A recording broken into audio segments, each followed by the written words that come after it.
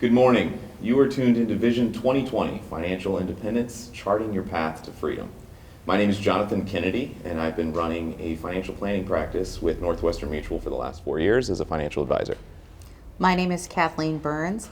I work with UBS Financial Services. I'm a certified financial planner, and I have been in the services industry for 32 years. And I'm Daniel Fernandez. I'm here with the USC Credit Union, and I'm the Vice President of Community Development.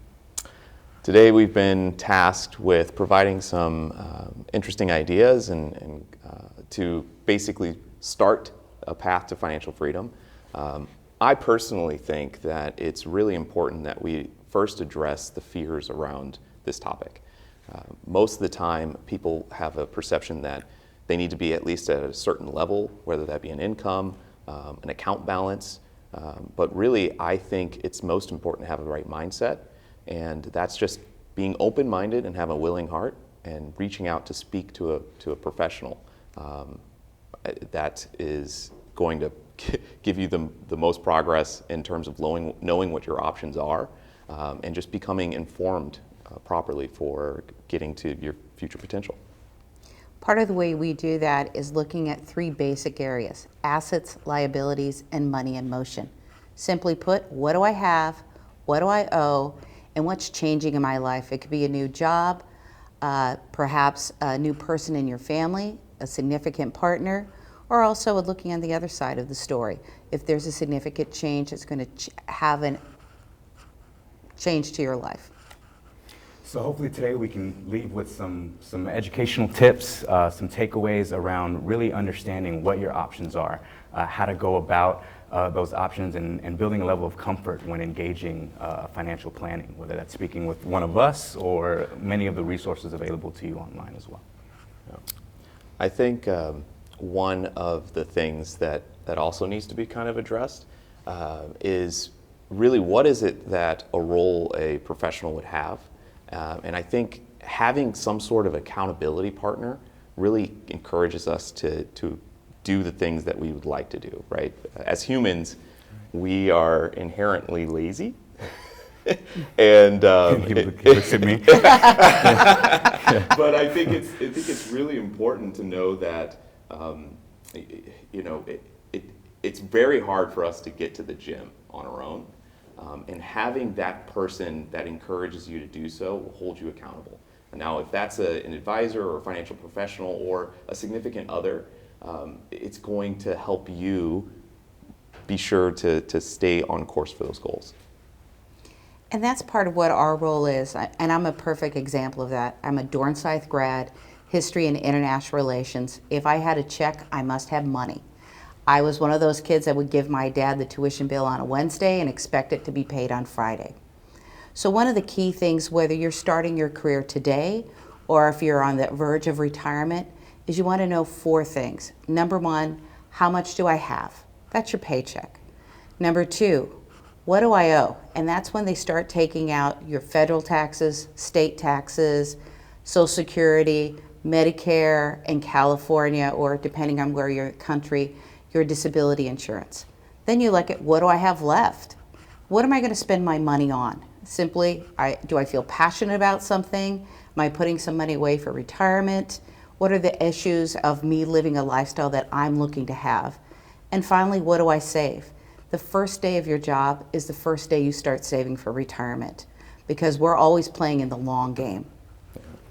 A lot of times we have these conversations and we assume a certain level of income or well-being. And so saving sometimes, depending on where you're at and life stages, can seem a more daunting task than for others. And so we all know the statistic around families with less than $1,000 saved for a rainy day or an expense. And so I think it goes a long way towards understanding that we're out to build good habits, right? And that there's many people that are in the same boat. And if we can have a dialogue and a conversation that kind of maps out what you can do at certain stages within your income journey, I think that goes a long way towards building out that comfort.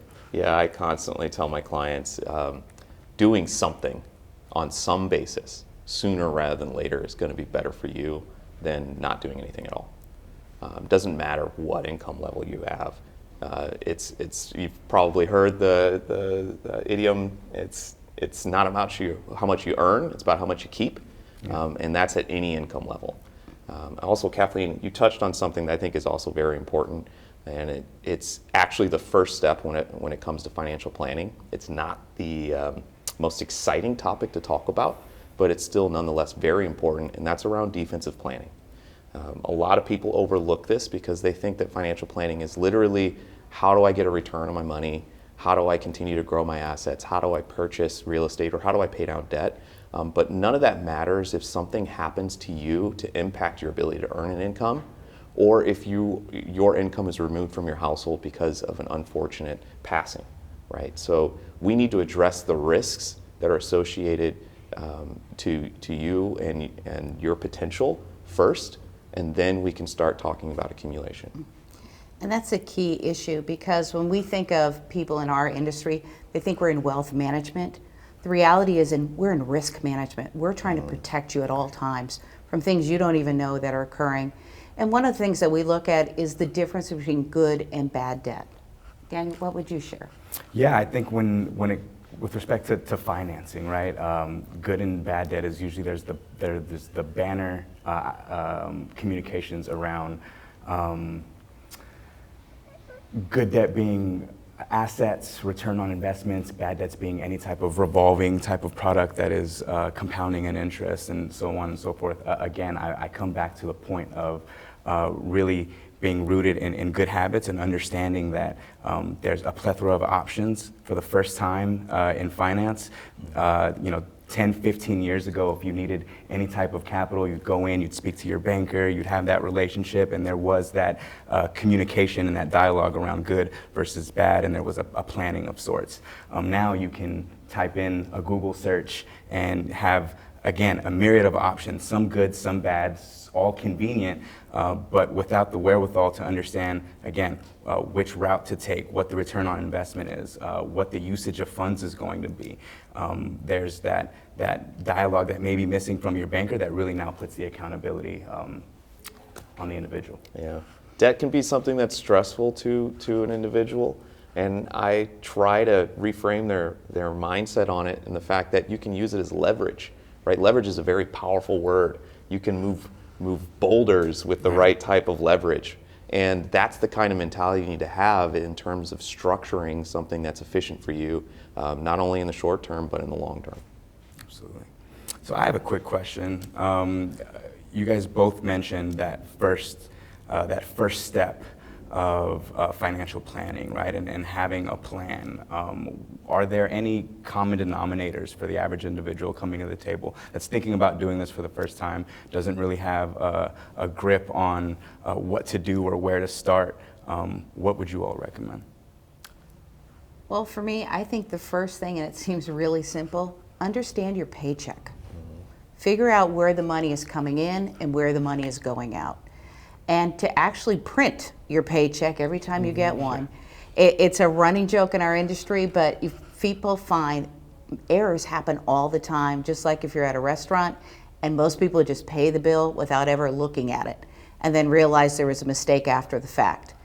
So first thing of all, read your paycheck. Second of all, create a person or persons that are your advisors.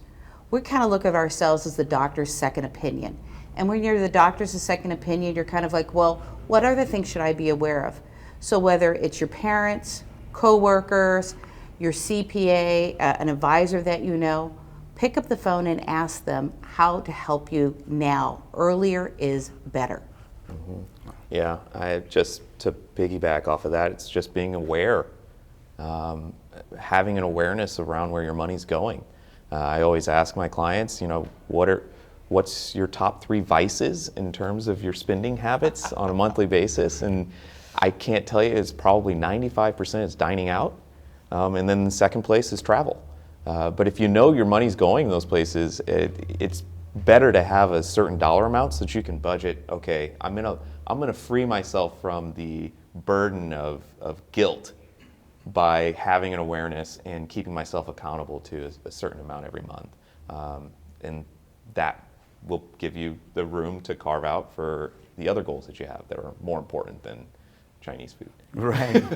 Up there with Chinese food. Yeah. It's up there. Yeah. Carving out, I think that that budget planning part is a huge, right? Because you're oftentimes trying to balance between paying for experiences, right? Yeah. Which there's value in. Some would define that return on investment as being, high and worth the while. But then some of those everyday expenses that go into your budget, food, leisure, what have you, that's when I think if you're not living within a determined budget, it starts to get dangerous and you start playing with fire. Yeah, absolutely. Yeah. I also like to tell my clients that retirement's the biggest mountain to climb with any financial plan, and time is your best asset. So just going back to that first comment, sooner rather than later, on some basis. I can't encourage it enough. Knowing what your options are from your employer, and the fact that you can do things on your own if you don't have an employer-sponsored plan. Something will put you in a better position in the long term. And money, these things you've heard for years. A penny saved is a penny earned is fancy terminology for compounded interest. An apple a day keeps the doctor away is really describing disability insurance. So you've been listening to this all your life. What we're trying to do is put it into words and concepts that you actually understand and can apply to yourself literally today. So are there any areas of focus when coming to the table for a strategic or financial planning? Are there any one or two things we would highlight as being a particular area of focus? I would suggest is kind of dividing up your budgeting and your plans and aspirations into needs, wants, and wishes. Well, there are certain things we need. We need a place to stay, we need to eat, we need to possibly pay down our loans to our university. Then there's other things of the long-term picture. I want to make the fantastic trip to Bali. I'm looking to go back to graduate school. And then the bigger picture, where am I with my spouse in the future? Where are we going to buy a home? And I think if you start breaking it down, you're able to start identifying time frames and dollar points. Yeah, I think that's pretty much where I would go as well. There's a statistic out there, and I would butcher it if I tried to label it out, but a very small percentage of people actually have goals written down on paper. And that is something that a simple conversation can help you do. And when it's funny, when you actually write out a goal, the chances of it actually happening increase. It's a simple concept. Yeah. But being able to see it and dedicate yourself to accomplishing it with the proper time horizon in mind, you can empower yourself with the proper tools in order to do it efficiently.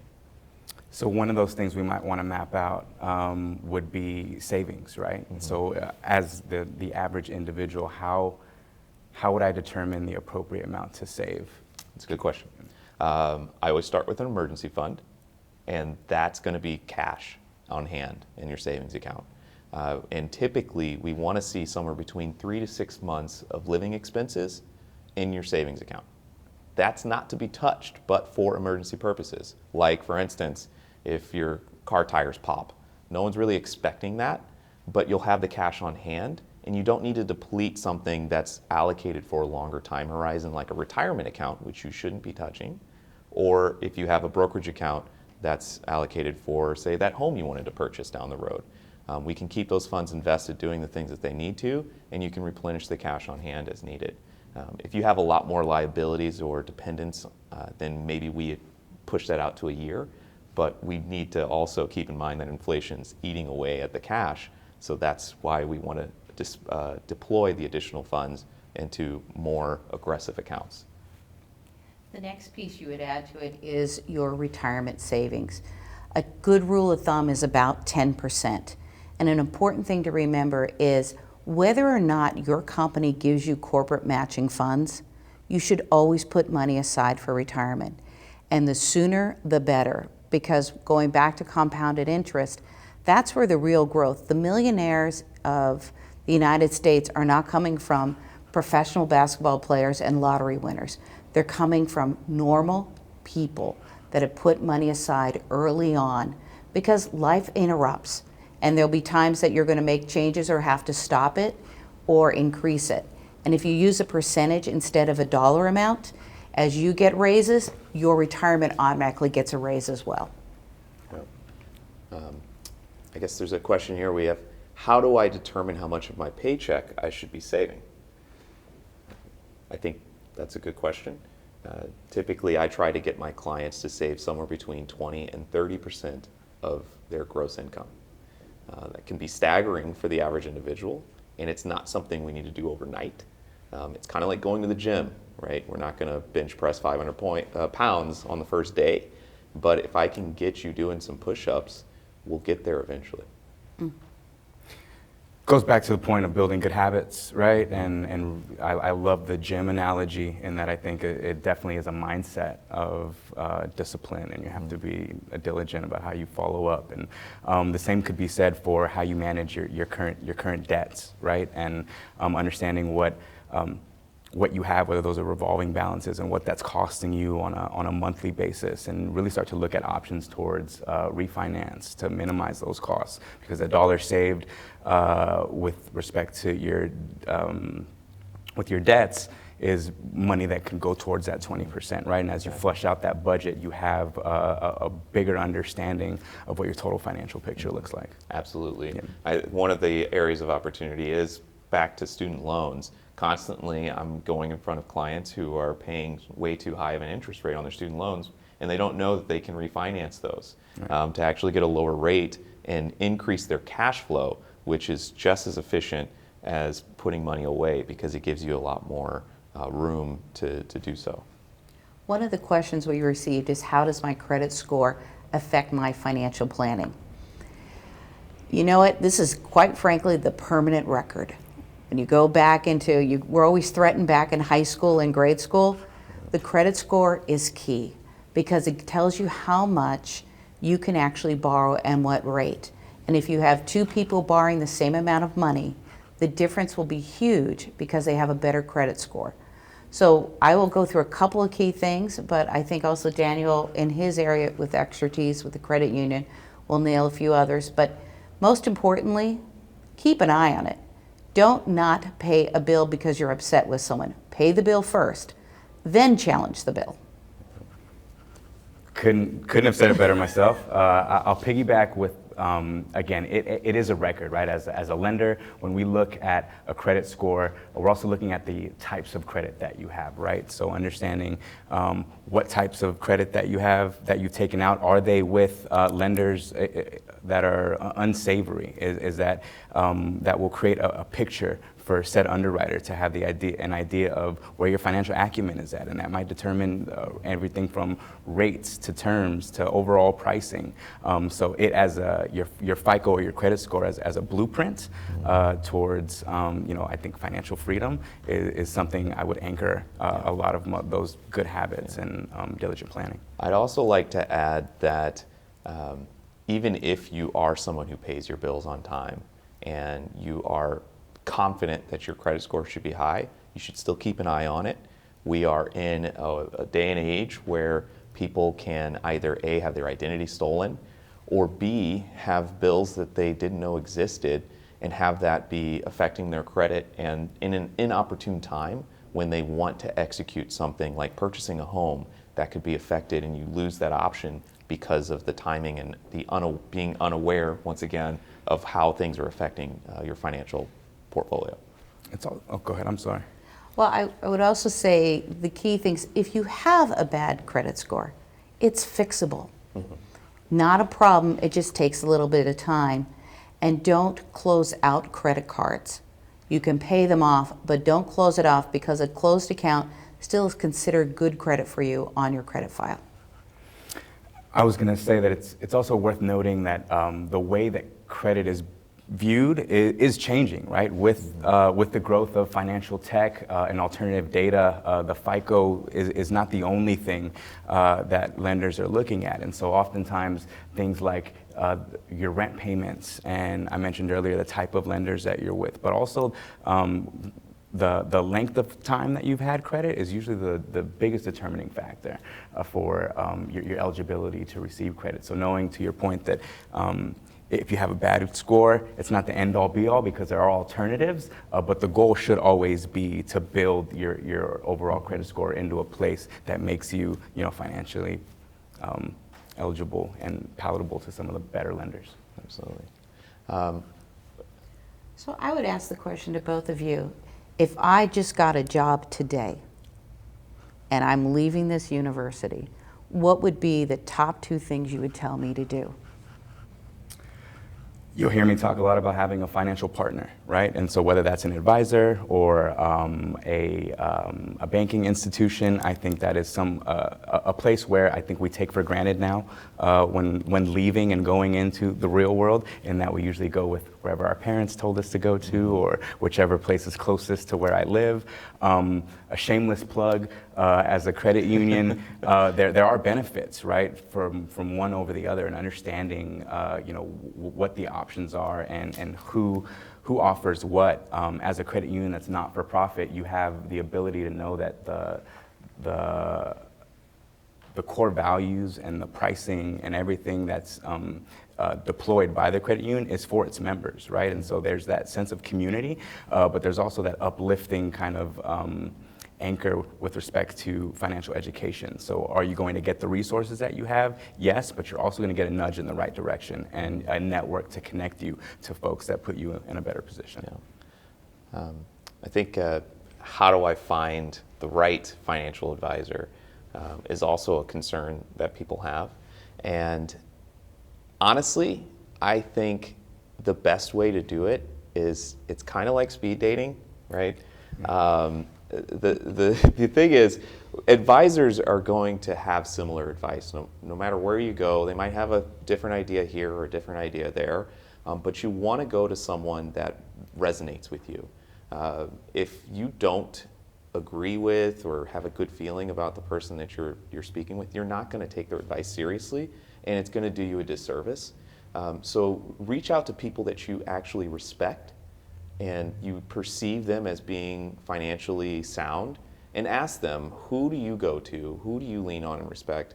And given the fact that we are in a USC alumni, there are plenty of alumni that would be willing on giving you that type of advice and directing you in the right direction.